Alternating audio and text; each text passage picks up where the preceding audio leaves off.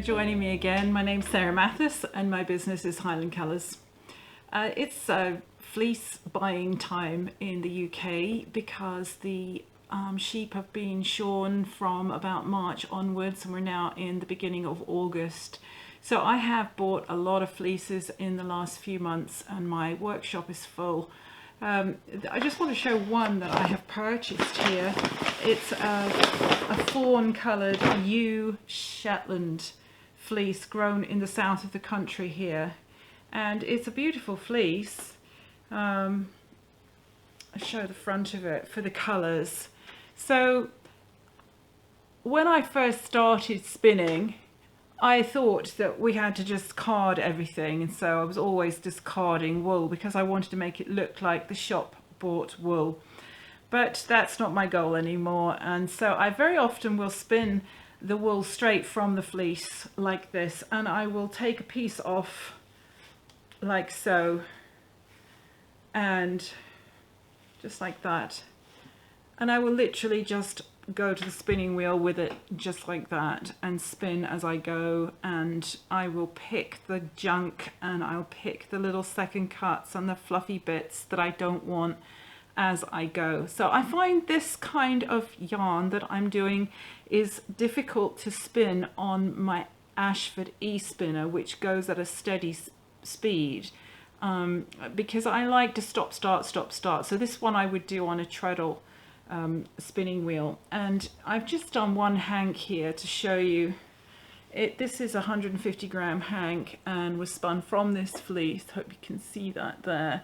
There's all sorts of colors in there, and it's not dead even, but it's even enough for me, and it's spongy, very soft, go around your neck no problem, and I'm very happy with that. So I'm going to be doing a project with this, which I will show as I do it. It won't be this video, but I have to spin one more of these, and because the pattern that I've picked is this pattern here by Sylivia McFadden called Fox Wedding, and it's a circular shawl or wrap. I think you could make it as a scarf, a big scarf, or as a sort of shawl.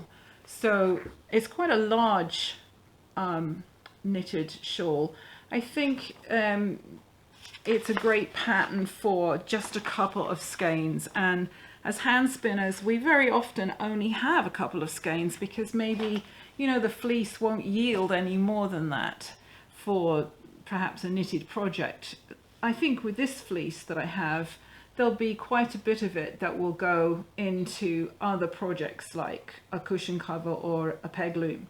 So I'll just be picking the best of it out for the knitwear because I don't want any kind of vegetation or you know, junk in a knitted project, whereas something that's more like a floor rug, it doesn't matter so much if there's a little bit of vegetation because it sort of disappears.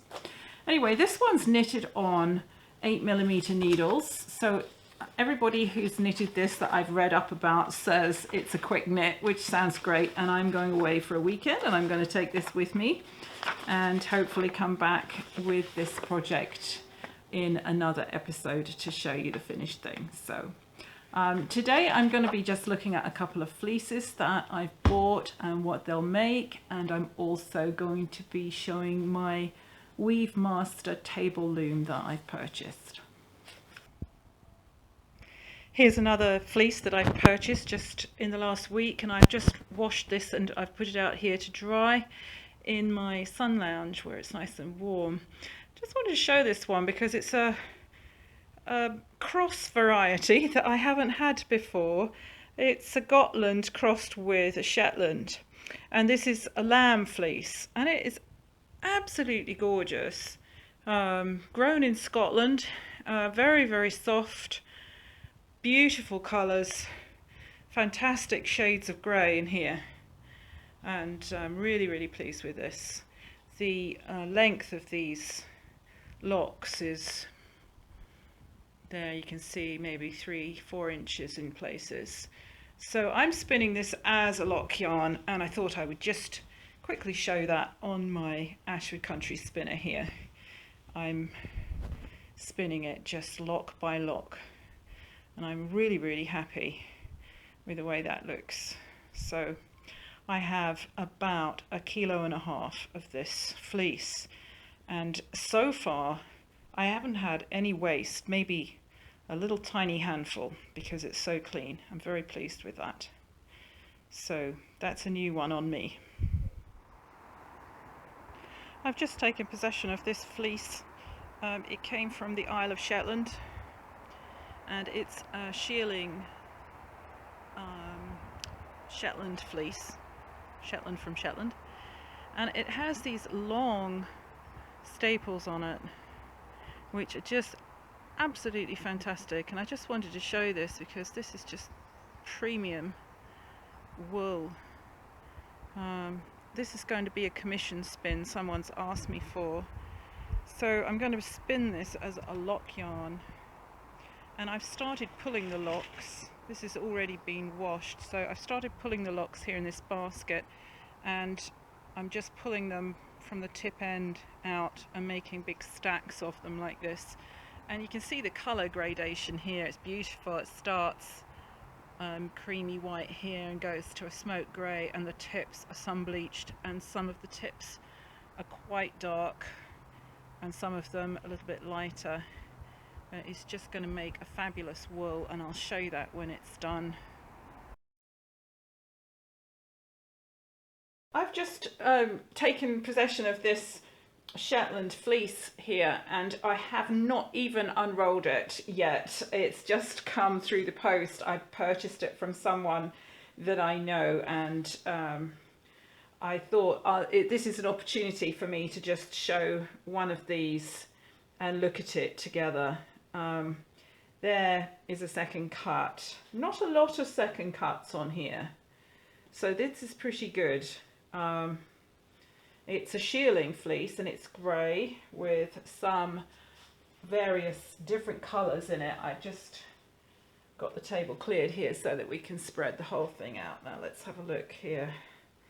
So this is a darker fleece at the top shoulder neck area, and the curls, the little locks, are quite lovely here and soft around the neck, which is quite usual.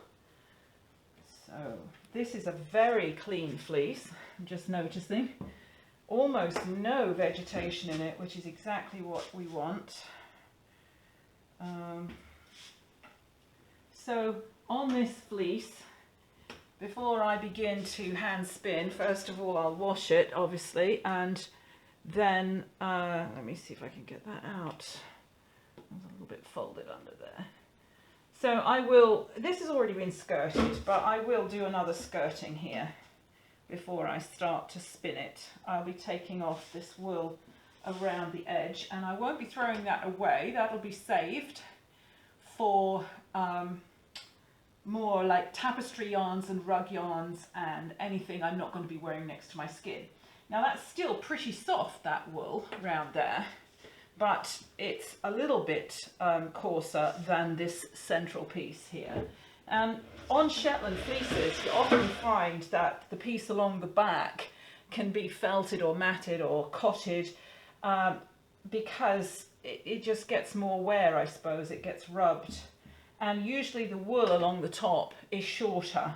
And that is the case with this fleece. It's slightly shorter, but it is not at all cotted or felted. It is as open as anything. So if I'm buying a fleece and I haven't seen it, my first question is, does it have any felted, matted areas? And this seller that sold me this knew what I was looking for, and so she has found me a really good fleece here. This is what we call open, so you could hold it up and you could see it's a sort of cobweb. Let me see if I can do that for you. You can see the sort of cobweb there. It kind of pulls apart easily. So then the next thing I would want to be asking is how much vegetation is there. And I do get fleeces sent that sometimes the seller will say, oh no, it hasn't got much vegetation in it, and actually it does, it's full of it. But this one is not, so I'm really happy. And I'm going to be spinning this exactly like I'm going to be showing later on in the video, just raw. So that would be a great way to use this, because the actual processing of this type of wool is quite labor intensive, and I like the natural look with all the different colours and the little locks poking out. So I just thought I'd show that. I'm going to flip it over. The other thing I like to get, if possible, is this year's shearing. Sometimes people will be selling last year's shearing, and that's okay. We can use wool, it can be stored for ages. But I have had sometimes a lot of lanolin that I can't get out of the wool, so that's something to bear in mind. If you've got a choice, just get it freshly shorn. Now I'm just looking here. There is on this little pieces of second growth that are just coming up in the wool here and there. I'm just going to pull a few pieces off so I can show you,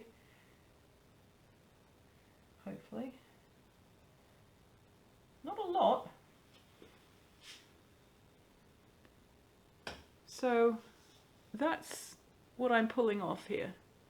So I probably will go over this fleece and just by hand try and remove as much of the obvious bits as I can.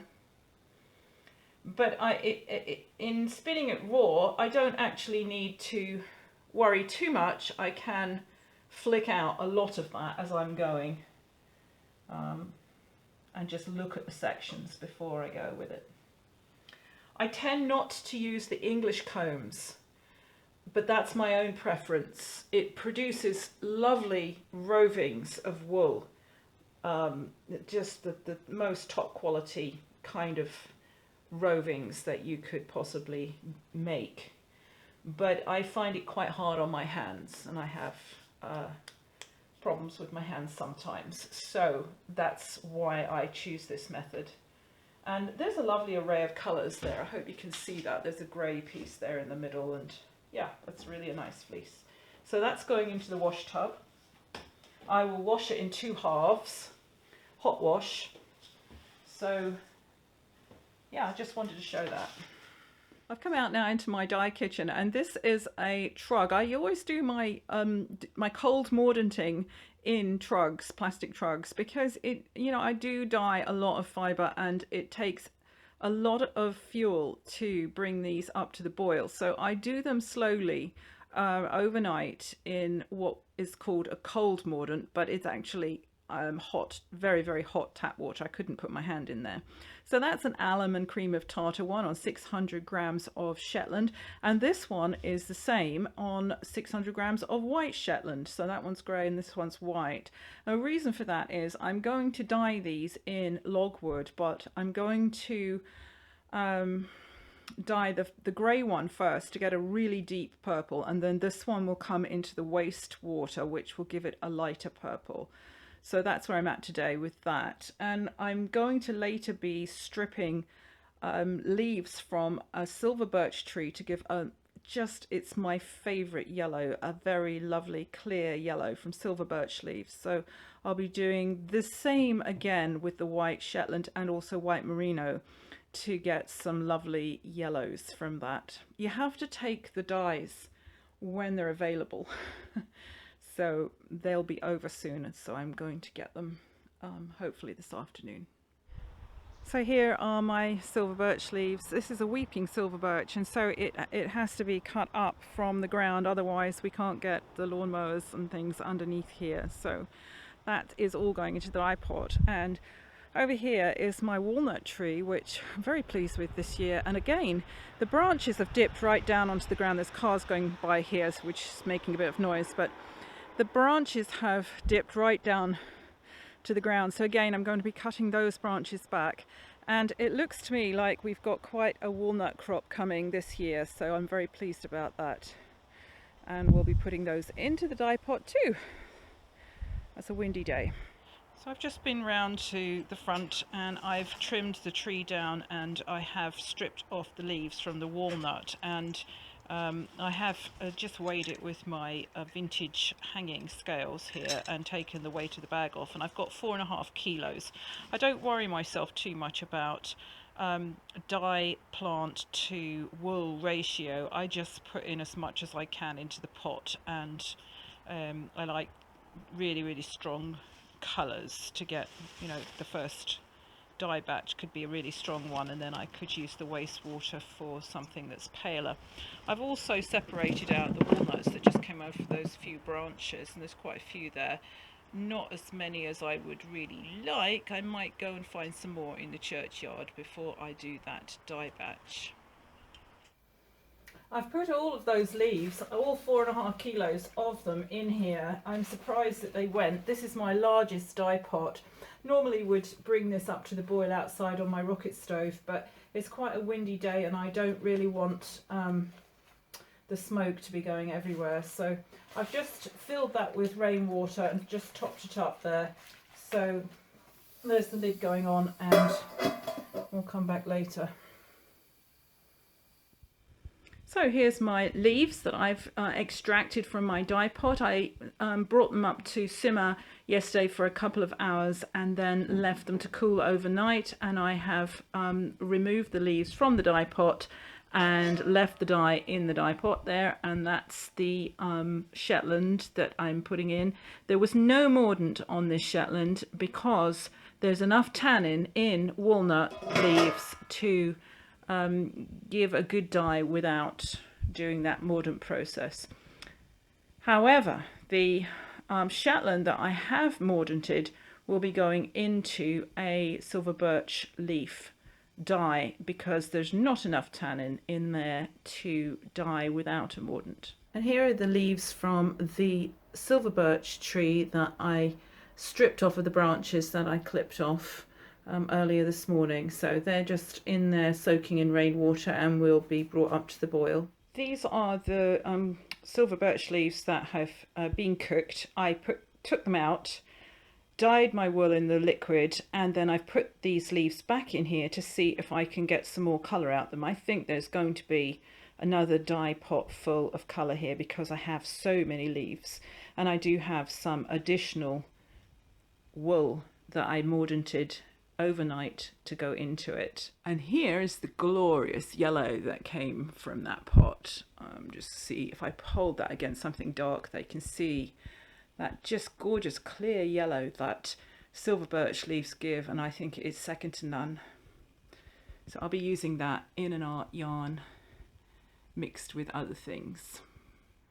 I've put these two walnut dyed fibres now out in the shade because I found if I tried to film them in the sunshine that the colours weren't showing up. I hope you can see the depth there of the chestnut reddish brown on this here is just, I think, a pretty good depth of colour for walnut leaves. And then this one is merino. I just wanted to show those. The sun's coming out now, and perhaps you can see how the colours change with the light there. These are the logwood dyed wools that I spoke of. This one here is the logwood on grey Shetland, and I'm very happy with that depth there. Once again, these dark colours are difficult on the camera to pick them up as they really are, so I've actually put it against this green background. I don't know if that helps, but perhaps it doesn't. This one is in the wastewater, it's a lighter purple. They're both really quite pleasing colours, and I'll be making an art yarn out of those as well. The next section of my video is about a Weavemaster loom which I purchased online, and I hadn't seen the loom before I purchased it. And I did buy into a few problems. So I'm just talking about those in this next section and going over how I fixed them. If you're not interested in weaving or weaving looms, then you might want to fast forward to the next section. I have featured a few of my yarns, Shetland yarns, that are in the project towards the end of this next section, so you may want to see that. I also wanted to show a finished project. So in a previous episode I talked about the cat fur, and I had mixed it with some Shetland and some merino. I'm not exactly sure, I can't remember. I have to go back and have a look. And there's also a little bit of sari silk in there. It was a black sari silk with a rainbow colorway in it. So yeah, it looked good together. And I finished the project, and I just wanted to show those two fingerless gloves. And I'm very happy with this. This was a free pattern. Do go back and have a look at the video to get the link and all the rest of it from Ravelry. So yeah, they're really nice and soft, and I think they're going to be a good job. So recommend that pattern. The Weavemaster loom, I've read online, was created for people after World War II to have some kind of occupational therapy, I think. Now, I could have that wrong, so somebody can write in and tell me, but that's what I've read. Now, the way in which these are constructed, they're fairly solid, but there's some things about them which I think tells me they're a little bit cheaply made, perhaps. I think that the sections of wood that are used, particularly the section of wood that is used here for the warping beam, is too thin. As you can see with this one, when I purchased it, it was warped. The warping beam was warped. It must have been stored in a damp area. I think you probably could see that from this picture here. I had to screw a piece of oak baton on each side of this to sort of straighten it out a bit, but it hasn't really done a great job, and I'm planning, as soon as I've got this warp off here, to change that beam there. It's actually a piece of dowel, and in order to get it out, I've got to take this out, and I've got to saw it off and then re-glue that on. So it's not as straightforward as you would think. Because that's warped, bent, I should say, use a different word, it means that when this goes round, it's not going round absolutely properly. I don't know if you can see that there.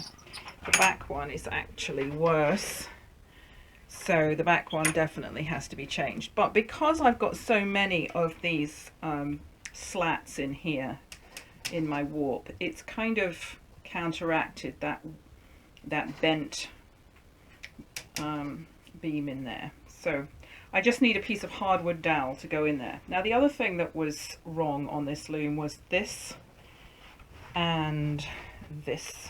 It's probably difficult to see it, but when it arrived, it was bent. So I'm not quite sure what anybody had done with this, but I had to put this through the table saw, and I took a shaving off one side and off the other, and that has righted it, so that's not too bad. The other thing about these is that the reed that comes with the Weavemaster is a 14 dent, and that's fine if that's what you want, but I didn't. I only ever use a weaving loom for doing chunkier things like table mats and rugs and cushion covers, so a 14 dent per inch was no use to me. So I went for a 10 dent per inch because I think that's the most versatile one, and this is a Glymakra one available from suppliers.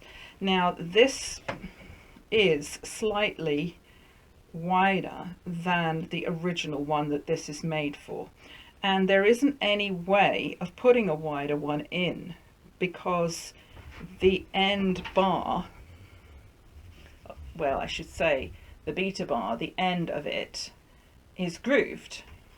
So I actually had to make a new one for this, which was deeper, and then screw this down, and it doesn't quite fit. As you can see here, there's a gap, but it holds it fine. So that's Glymakra's narrowest reed. Now, the reed cost me as much as the loom. So bear that in mind if you're getting an old loom, and if you have to get new reeds, they'll probably cost you as much as the loom.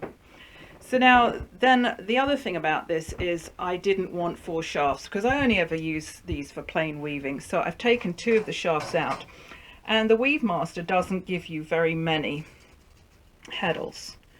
But because I'm only doing chunky weaving, I think there's enough there. But because I now have 2 spare shafts, I can take the heddles off them and put them onto here.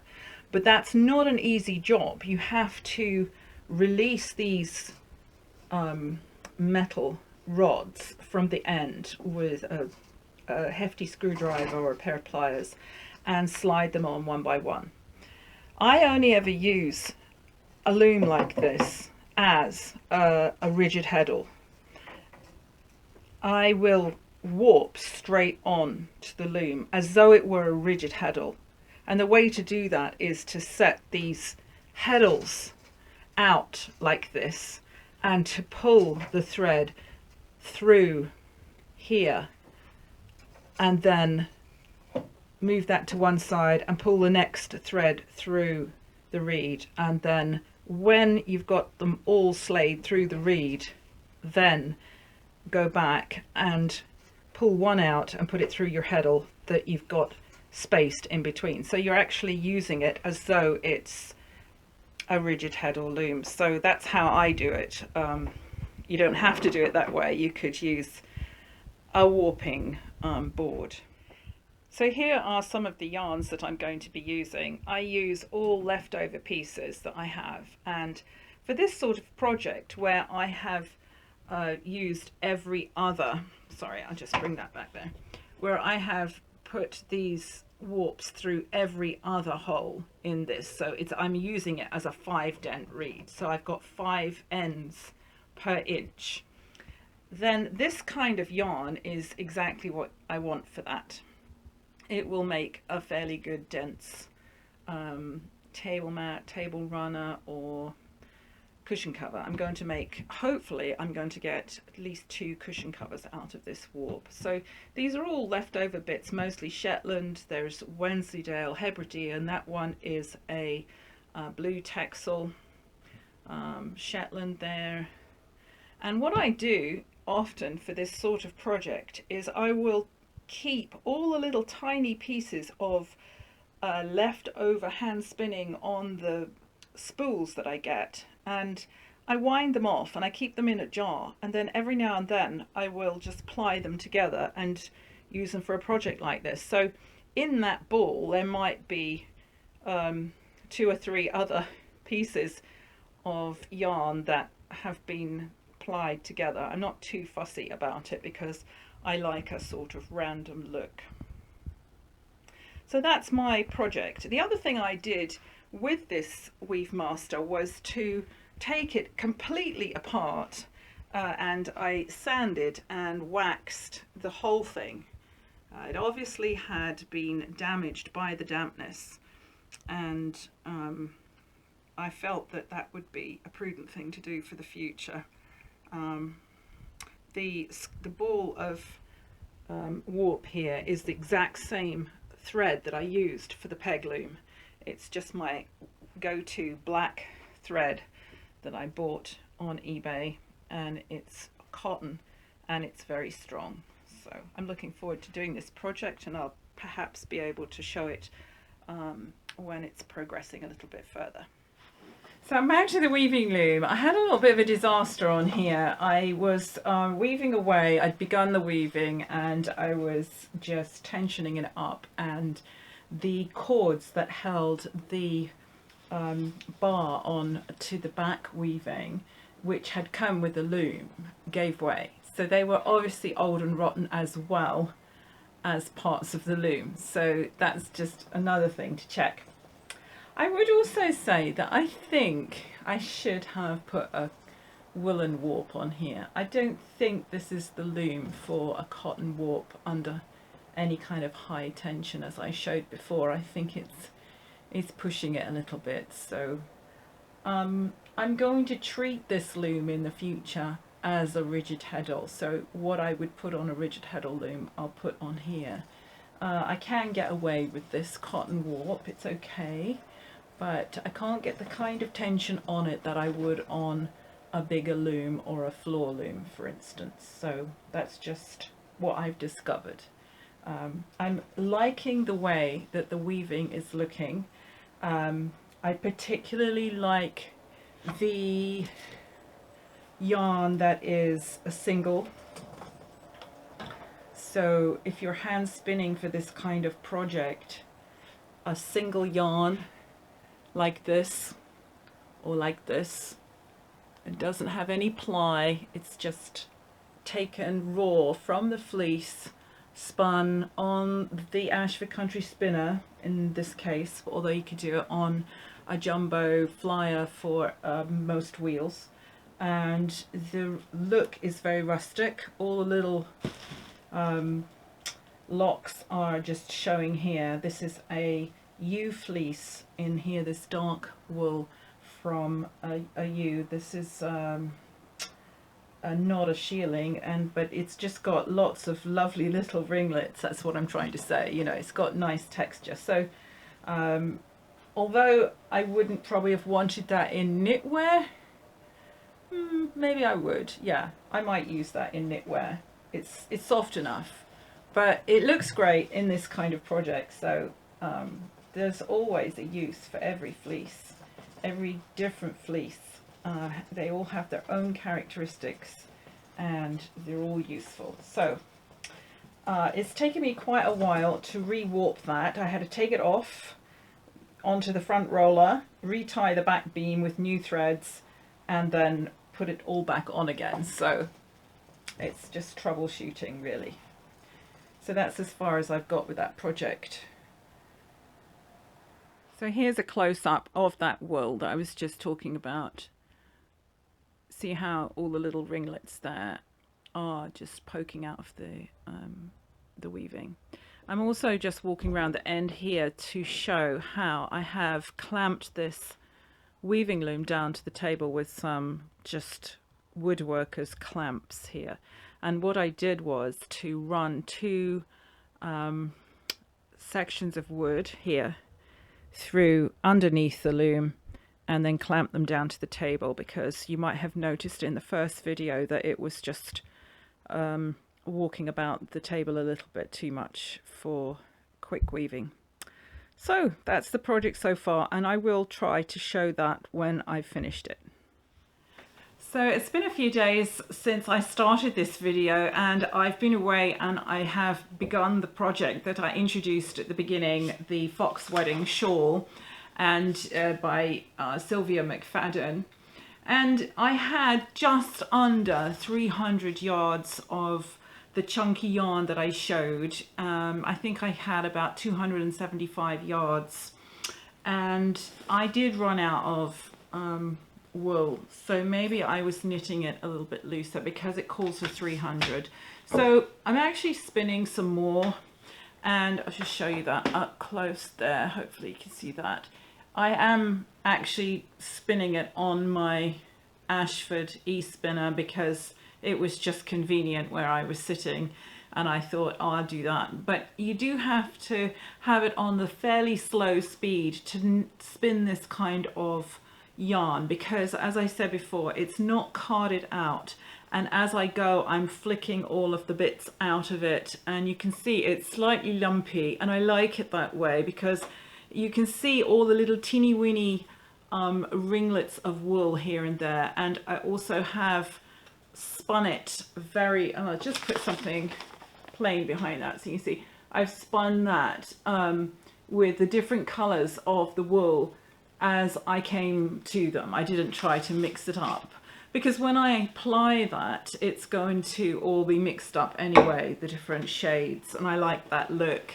So love the project bag from Cambridge Stitches UK. Check those out. I'll put a link below. I really enjoyed taking that on vacation with me. So I put this where I've got up to so far onto 2 needles so that I could spread it out so it can be seen a little bit. It's one of these shawl patterns that starts at the back of the neck and works out. So the cast on was where my yellow clip is there. And as you can see, it has this sort of rigid edge and a lacy, it hasn't been blocked yet, so you can't really see what you're looking at too well, but there are ridges of garter stitch. First of all, 5 rows of garter stitch, then you get a row where you make a stitch and let it off, so you have this loose stitch row here. Then you get 2 rows of garter stitch, a lacy row, 3 rows, a lacy row, 4 rows, and so on, until you get down to the bottom where there are 7 rows altogether at the end. So you can't really get the full picture here, but hopefully you can see the lovely shades they're coming. And I think anyone who hand spins and likes wool, likes the natural look, I just really like the way that is looking. So I will show that when it's finished and I have it blocked. Just a word about these needles. They are Knit Pro needles. I should have the name of them here and I'll put the link below. I really like the feel of these. There's a lot online about different kinds of needles, but these, I do like them. They're the ones that are all colourful, the Knit Pro ones, and they're wooden. Very, very smooth, nice to knit with. So that's my project so far. I've decided to show some of this fleece being spun that I'm using for the shawl, and just to show this on my e-spinner and hopefully against this background so that it can be easily seen what I'm doing. This is just a raw chunk of that fleece that I showed earlier, and you can see the little locks here, and if I show maybe one of those, there is a crimp on those. Now when I wash this wool, well, whatever comes in through my door has to be washed before it goes into my storeroom, because I did once have an infestation of moths, which would have been moth eggs that were brought in on the wool, and then they just bred. So I always put fleeces into a hot wash before I put them into storage, because we generally tend to put fleeces into cupboards, and that's, you know, a dark place and moths love that. So when I wash them the first time round, they are only washed as just a rough washing is what I would call it, very hot with some soap, and then I dry them out, and they still have a little bit of grease in them. They're not thoroughly scoured. I think it would be helpful here if I put the cables to the back so that's not distracting in the view here. So I just wanted to show a little bit of the spinning here.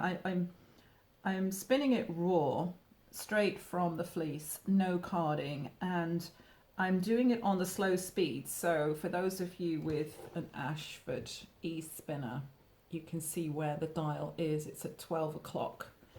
And that little light flashes, by the way, once while it's on, which is good to know, because then you don't leave it on all night because you see the little light flashing.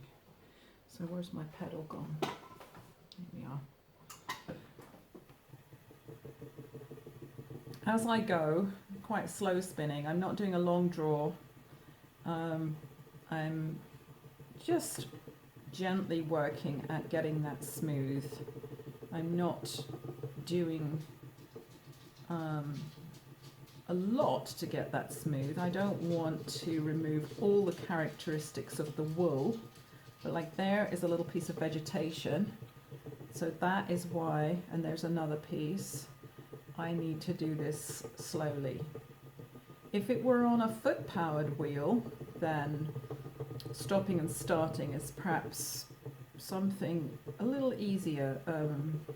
It's not that it's difficult on here, but one tends to just keep going with an electric wheel, whereas with a foot-powered wheel, I think it's more second nature that we just stop, start all the time.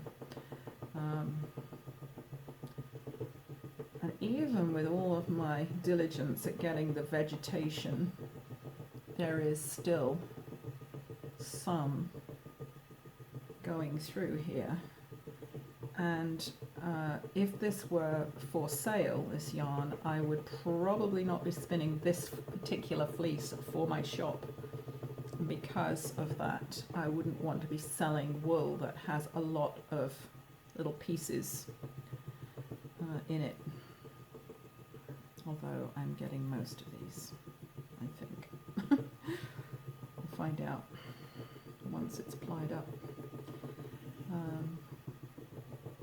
But the Shetland fleece is a particularly suitable one for spinning like this because it's got a very fine staple, and it's a fairly short staple on this particular fleece, although not all Shetland is short by any means.